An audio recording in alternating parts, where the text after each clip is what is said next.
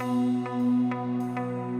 I'm here today with my little flood alert, seeking inspiration at this incredible feat of engineering.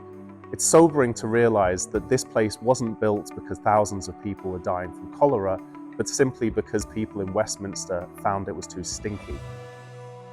It's really a fascinating thing to reflect on the importance of governance and legislation, but also the importance of local people taking matters into their hands to create impact as well. As global warming increasingly gets worse, so too do the effects of flooding.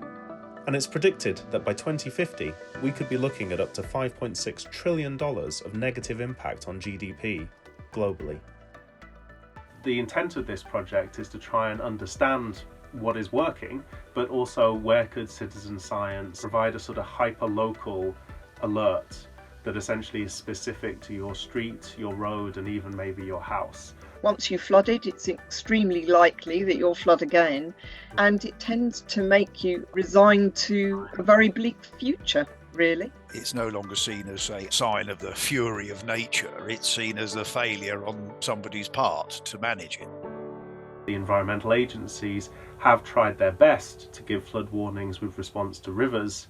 However, the most relevant bit of data is sometimes the water that is coming down the streets or the pavements, and whether you need adequate warning to react to that.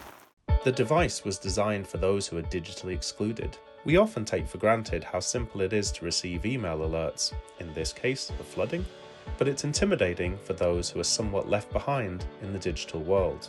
These people are also among the most vulnerable if their homes are flooded. Do we do small corrective measures being reactive after the fact, or are we looking at long-term proper infrastructure changes that are preventative rather than cure?